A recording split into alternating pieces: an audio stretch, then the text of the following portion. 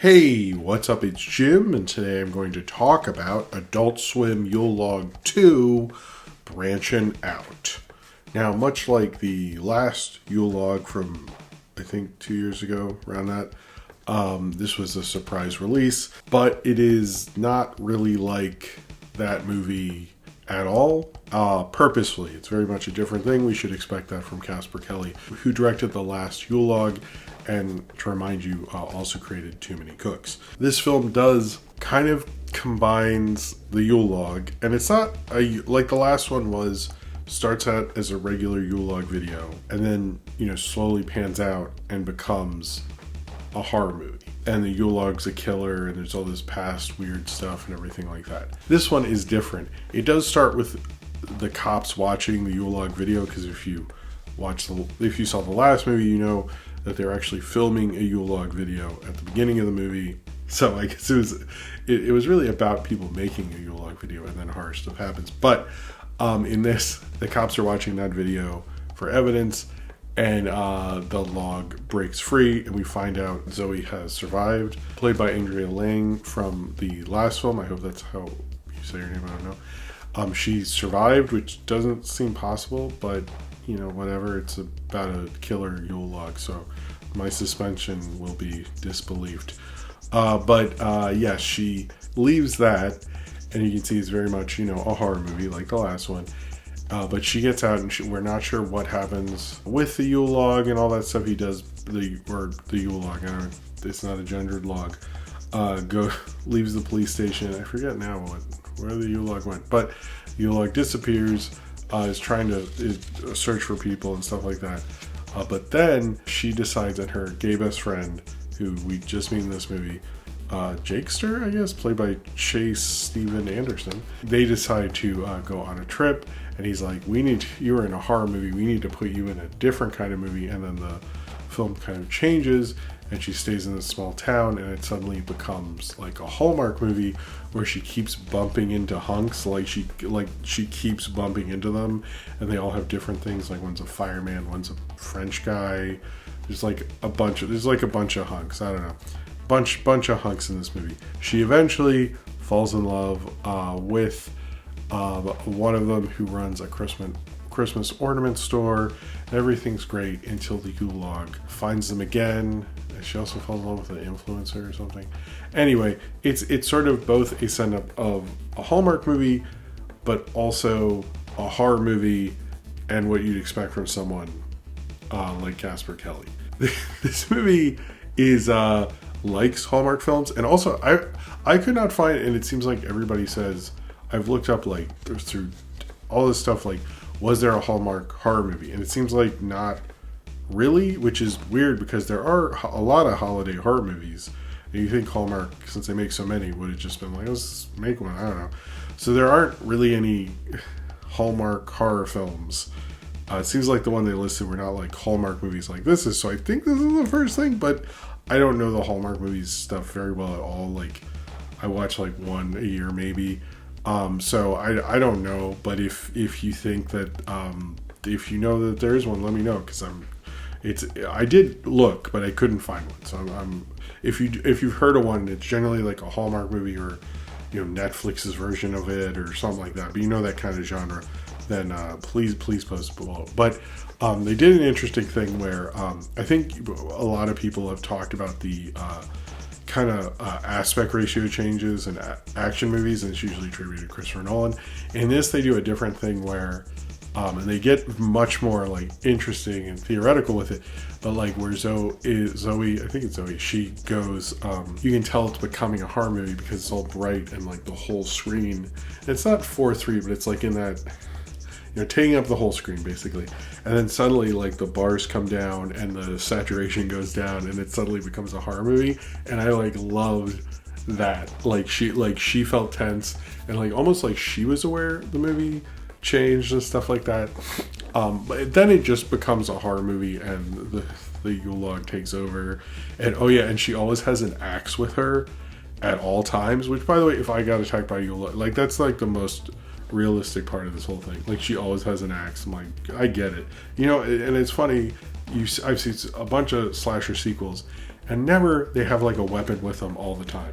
Jamie Lee Curtis, they got like, an arsenal or something like that, but it's like an axe, and you're afraid a Yule log's gonna come back. I get it. Obviously you can't do the same thing twice, and they're not sure if they're gonna make. Casper Kelly has not confirmed he's gonna make a third one. I don't want to know until it happens. Like, it has been happening, so.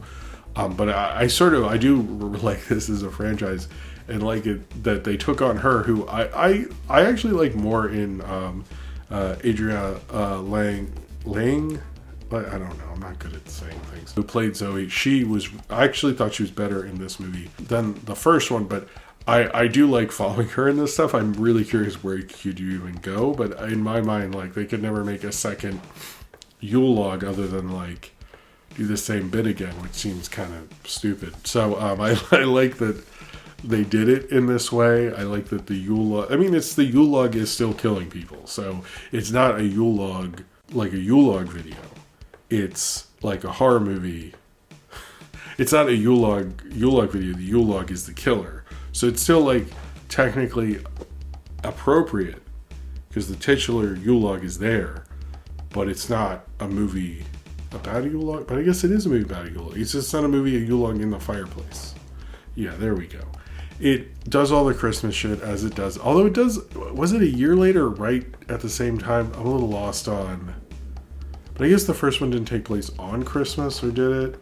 I don't know. This doesn't need to make sense. We don't need to have a strict continuity timeline of the Yule log movies. That's stupid. I'm sure someone will make that, and you're wasting your time. That's dumb. But like, I like these kind of like weird, junky, strange ass horror movies. It gets really gross and really weird. Obviously, I think it's just weirder because it feels very wholesome.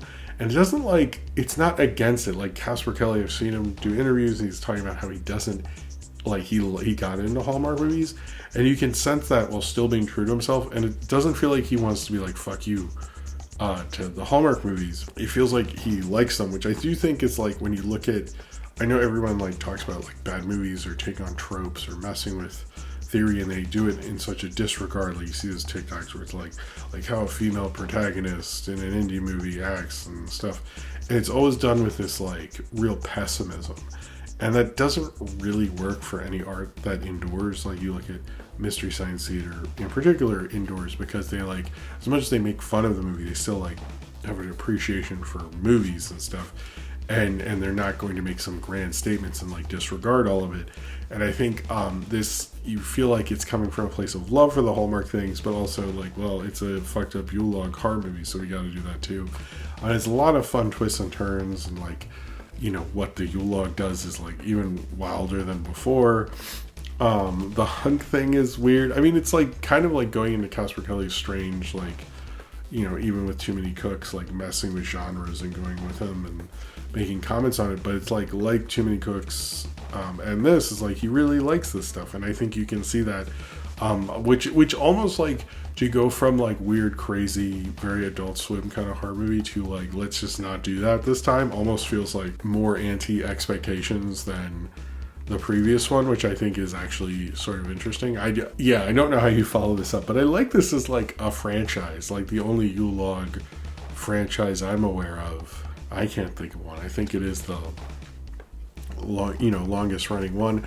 I really enjoyed the last one. I think it is probably one of my favorite Christmas horror movies. I would put this close to it. I think the first one, the surprise of it and the event of it, I think is pretty unmatched.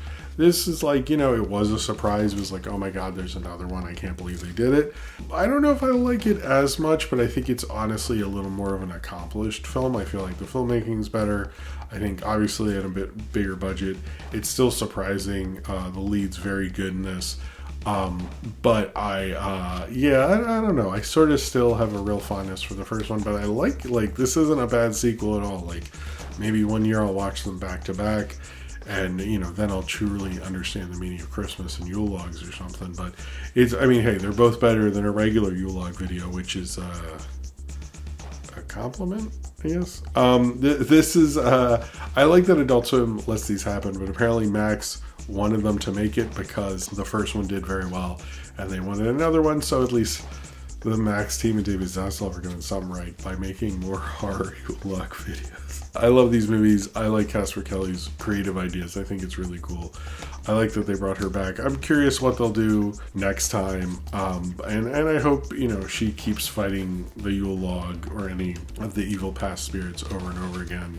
It's just, and there's a plotline where the kid thinks the Yule Log is Groot. I can't really get into that, but that was strange. It was... I mean, the Adult Swim Yule Log has to be strange. This was a big surprise, but a welcome surprise to the holiday season, getting another Adult Swim Yule Log. And you know what? I think it did branch out. I love the branching out. Nice little way to do it. But we'll see if we get another one. But I'm fine with the weirdness and strangeness of this whole franchise continues. But I think in this one, it played the weirdness and strangeness as wholesome, which in effect was weirder and stranger because how the hell did you follow up the horror movie with the Yule Log that had aliens in it and all this stuff with what if we're in a Hallmark movie is kind of a weirder place to go, frankly, even if that feels very wholesome and expected.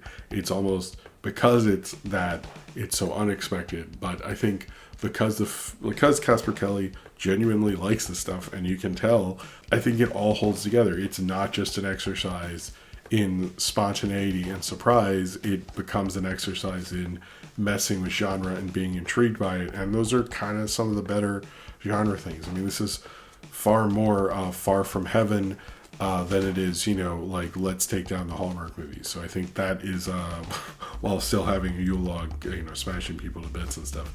This was, an enjoyable time watching another holiday horror Yule Log from Adult Swim. So if you've seen Adult Swim's Yule Log 2, Branchin' Out, and you would like to talk about it, then comment below in the comments and subscribe if you would like to.